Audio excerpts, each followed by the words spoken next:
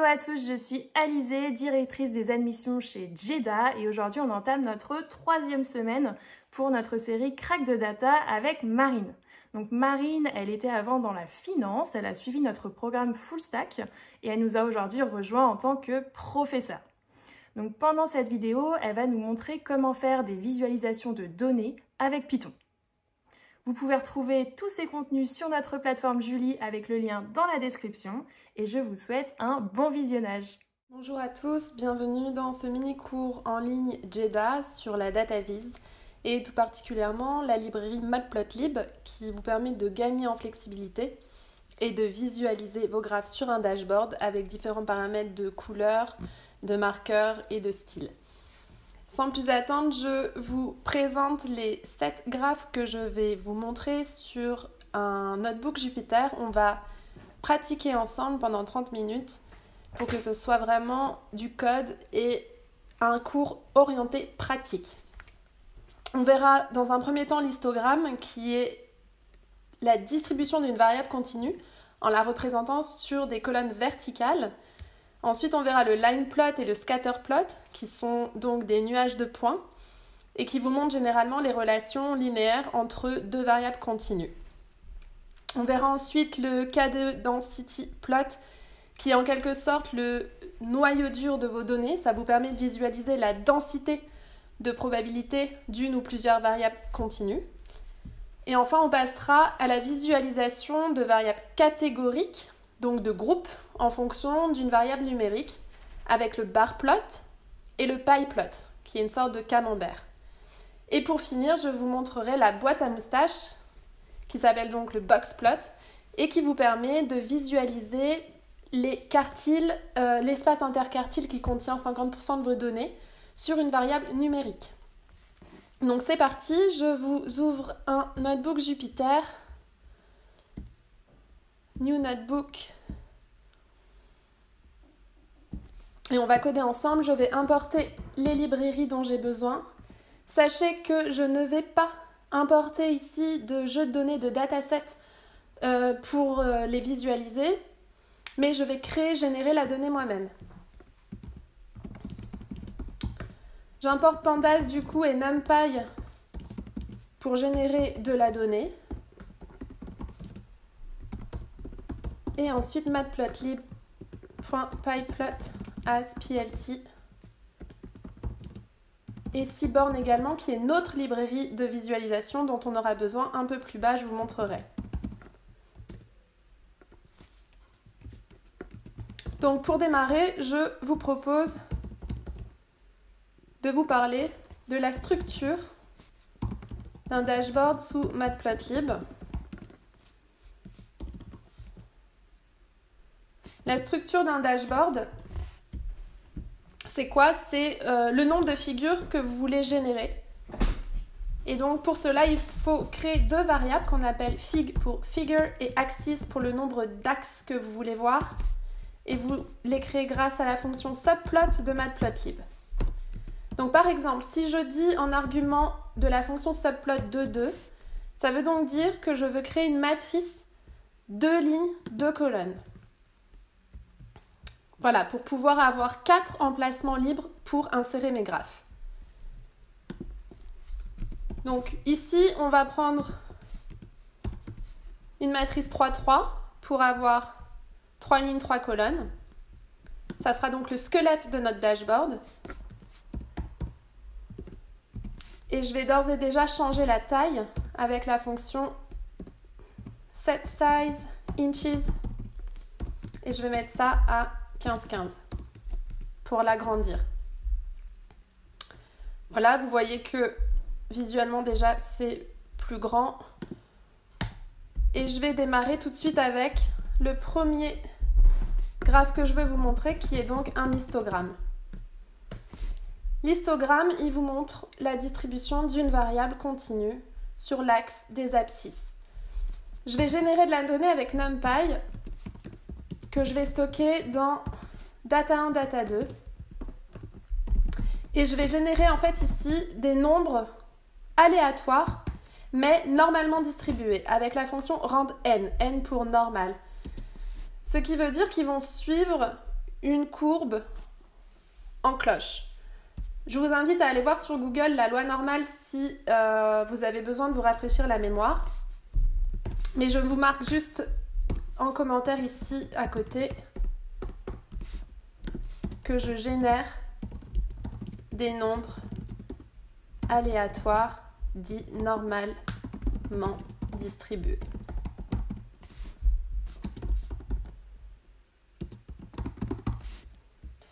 J'ai donc généré ici 2 échantillons que j'ai stockés dans data 1, data 2 de 1000 points. Il va falloir que je lui précise l'axe sur lequel je veux plotter, insérer mon histogramme. Si on part du principe que je veux partir sur le graphe du haut, en haut à gauche, c'est donc la première ligne, première colonne. Ça sera donc axis 0, 0, puisque je vous rappelle qu'en Python, l'indexation commence à 0. Donc première ligne 0, deuxième colonne 0. Première ligne 0, première colonne 0. Donc axis 0, 0. La fonction pour l'histogramme sous matplotlib c'est .hist. Et je vais vouloir visualiser data 1 par exemple. Vous voyez ici qu'on a bien la distribution de nos points data 1 qui suivent une loi normale. En effet, vous voyez bien ici la courbe en cloche, que mes données sont bien centrées autour d'une moyenne en 0 et qu'elles se trouvent à 95% entre -1 et +1 écart type.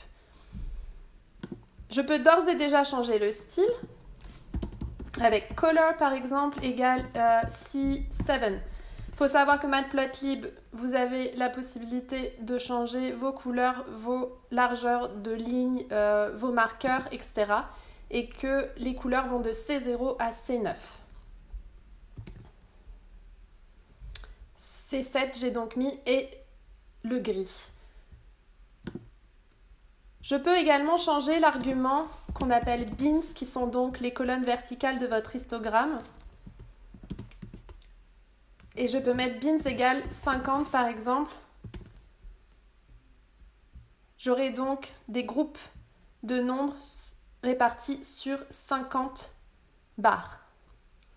Je peux également enlever cet output qui correspond aux 2 listes data 1, data 2 de nombres générés aléatoirement grâce au plt.show qui vous permet donc de voir seulement les figures de votre dashboard sans d'autres outputs. Voilà pour l'histogramme. On continue avec le line plot qui est un graphe intéressant puisqu'il vous permet de visualiser la relation linéaire entre 2 variables continues. Pour cela, je vais donc générer de la donnée, encore une fois, que je vais appeler data 3 et que je vais générer avec pandas. Je vais créer en effet un data frame, donc un tableau avec 2 colonnes, que je vais mettre dans un dictionnaire. En clé, je vais mettre colonne 1 correspond à une liste de nombres. Je vais mettre 1, 2, 3 et 4. Et colonne 2, je vais mettre 9, 8, 7 et 6 pour que ce soit facile. À partir de là, pour visualiser mon line plot, il me suffit encore une fois de préciser l'axe de la matrice sur laquelle je veux voir et insérer mon graphe.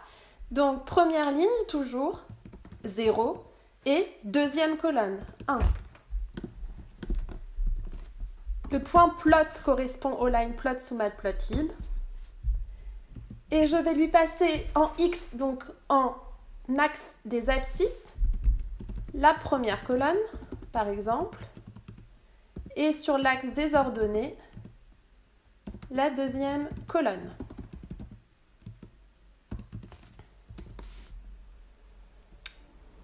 Voilà, vous voyez bien qu'on a une jolie fonction affine, une droite, qui correspond à la relation linéaire entre X et Y. Je peux aussi changer le style et j'en profite pour vous montrer qu'on peut créer également un dictionnaire de style qu'on appellerait dict grâce à la fonction dict.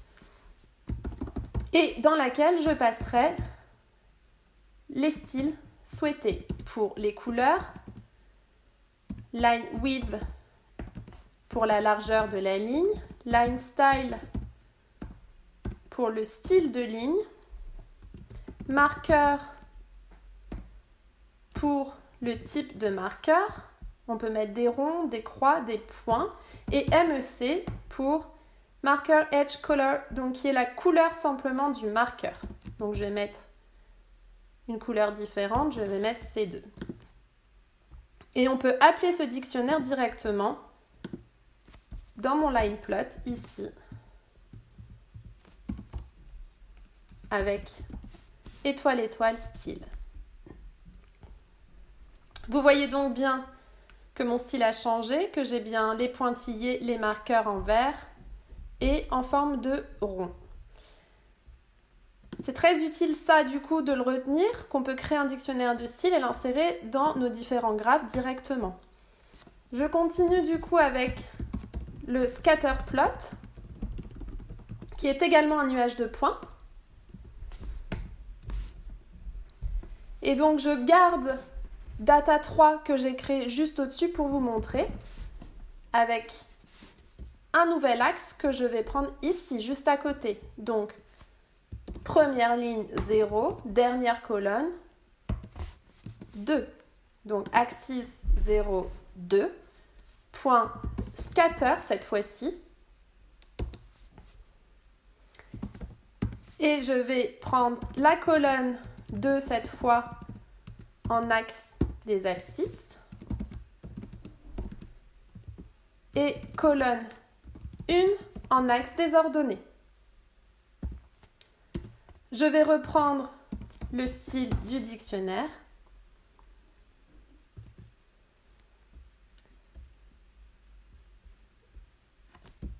et en fait, comme ce sont des points, je n'ai pas envie de prendre le dictionnaire de style qui a des marqueurs, étant donné que nous sommes déjà sur des marqueurs points, donc il ne l'acceptera pas. C'est pour ça que j'ai une erreur juste au-dessus, donc je vais simplement demander une couleur pour mes points. Couleur égale C7. Et voilà, vous pouvez voir ici que j'ai bien un scatter plot, c'est-à-dire un nuage de points, alors qu'ici, je vais un line plot, c'est-à-dire des points reliés entre eux par une ligne. On peut tester d'autres couleurs également. C1 pour orange. Je continue avec, cette fois, un nouveau graphe qui est le KDE, qui répond du coup au nom de Kernel Density Estimation, qui vous montre la densité de probabilité. Je prends un nouvel axe, je vais prendre du coup l'axe de cette matrice ici, donc deuxième ligne et première colonne 1, 0.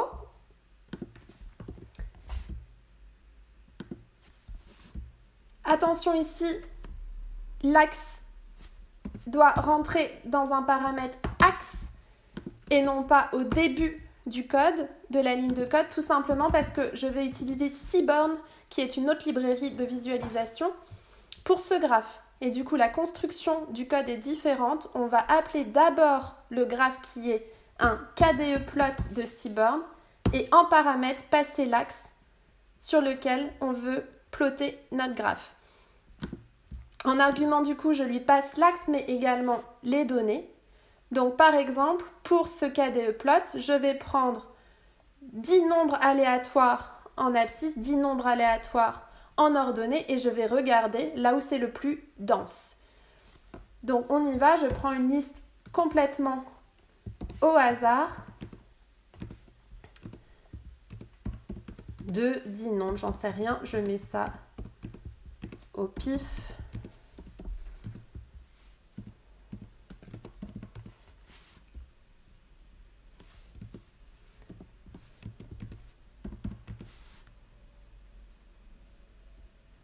Voilà, j'ai bien 1, 2, 3, 4, 5, 6, 7, 8, 9 et il m'en manque un 10. Et encore une autre, je vais faire simple, je vais mettre 1, 2, 3, 4, 5, 6, 7, 8, 9 et 10.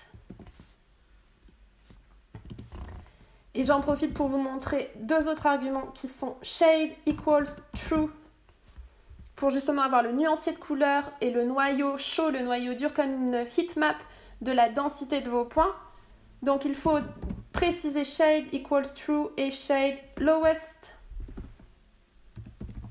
equals true aussi. Et enfin l'axe.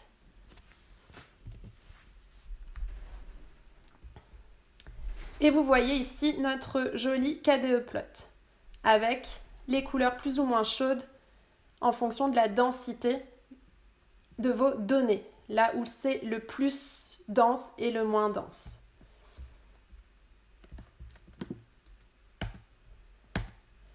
Je continue avec maintenant la visualisation de variables catégoriques et non plus de variables quantitatives continues. Je vous montre donc, pour démarrer, le bar plot.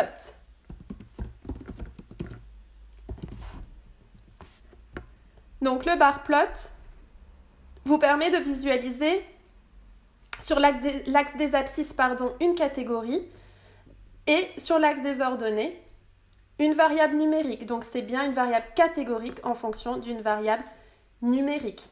Par exemple, si je veux visualiser le nombre de chiens, chats, cochons, hamsters dans une ferme, je vais insérer sur l'axe des abscisses mes catégories d'animaux et sur l'axe des ordonnées la valeur numérique que je veux voir. On verra donc ainsi en moyenne le nombre de chiens, de chats, de cochons et de hamsters dans mon jeu de données. Je vous montre ça tout de suite. Je choisis donc encore une fois un nouvel axe. Donc ici, deuxième ligne et deuxième colonne. Donc je suis bien sur l'axe 1, 1,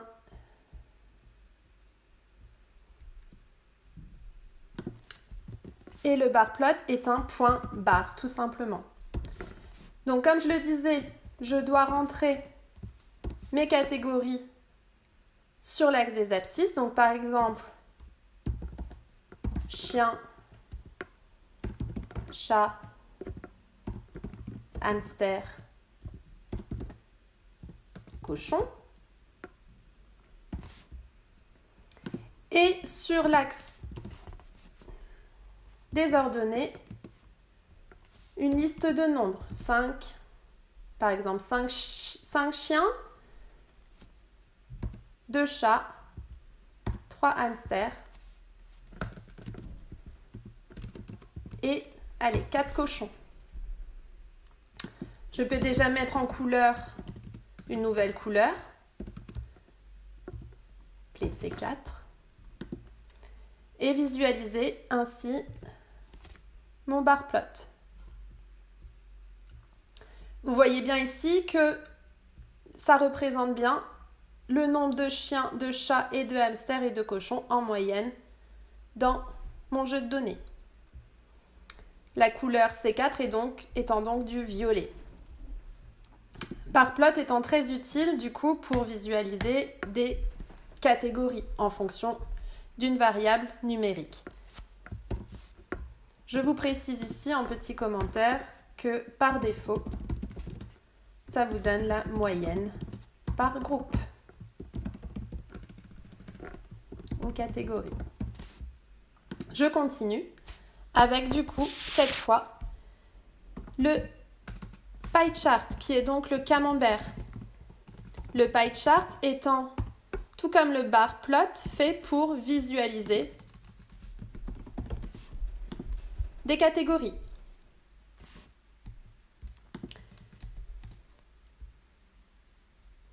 Donc je précise de nouveau l'axe, vous avez l'habitude maintenant.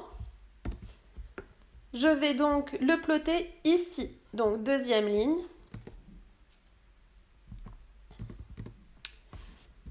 Et dernière colonne.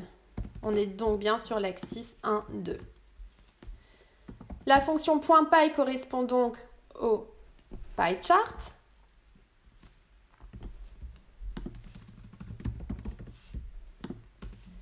Et nous passons de nouveau des catégories et des nombres en argument. Alors attention, pour le pie chart, il faut passer en premier argument les nombres correspondant à vos labels, ce qu'on appelle les labels, les labels, les catégories, et en deuxième argument, ces fameuses catégories qui leur correspondent. Donc ici, je vais tout d'abord copier-coller les nombres de chien, chat, hamster et cochon.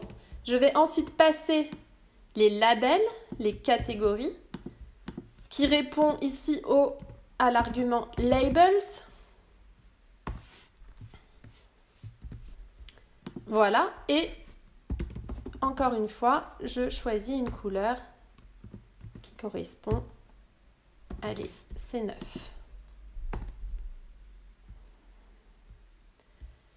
Avant de lancer ce chart, je veux vous montrer également deux autres paramètres de la fonction qui sont auto PCT pour auto percentage, qui va permettre de mettre dans notre camembert le nombre, le pourcentage, la part représentée par chaque animal.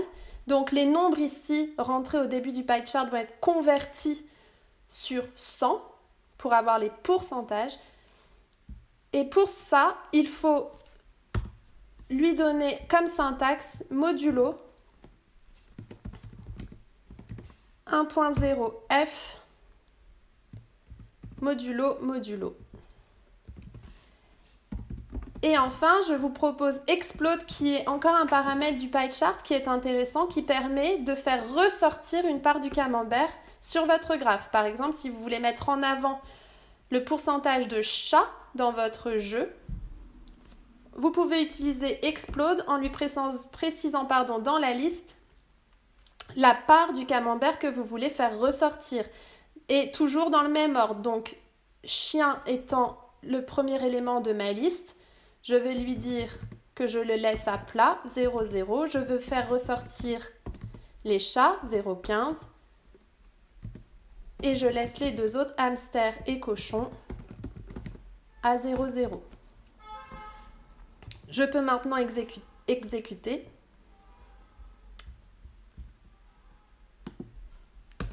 Et donc oui, effectivement, color n'est pas reconnu en argument du pie chart puisque par défaut, il répartit 4 couleurs en fonction de 4 catégories lui-même.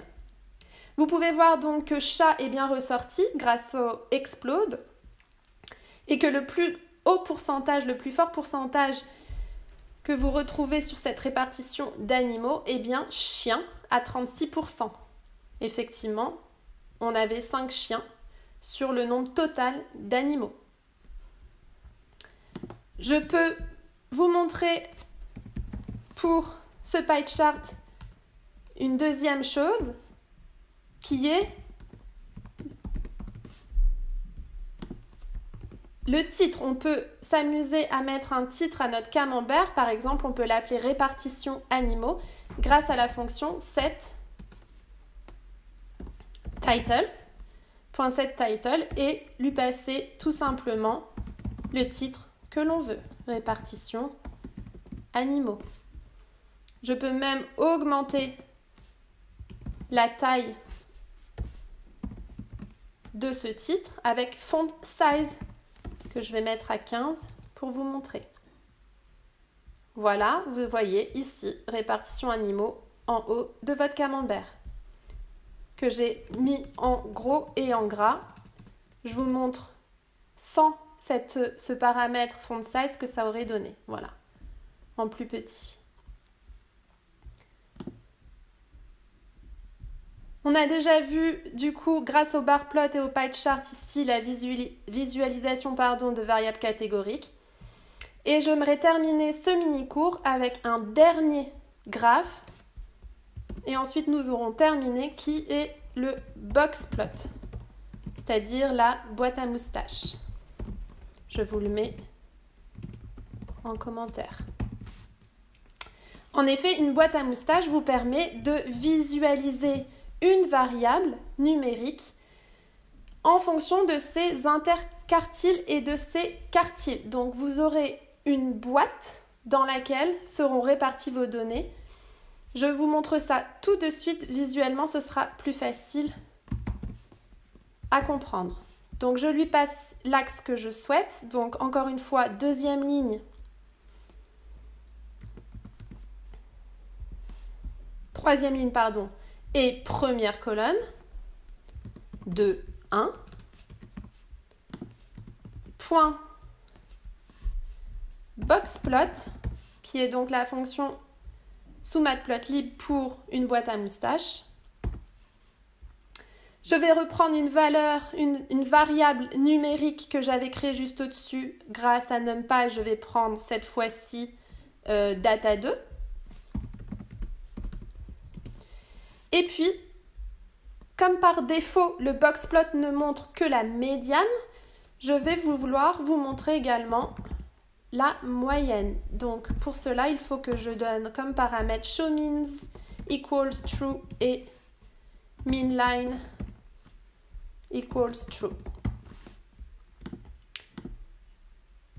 Je vous le note en commentaire. Par défaut, c'est la médiane qui ressort d'un boxplot. Je vous montre ça tout de suite sur le graphe.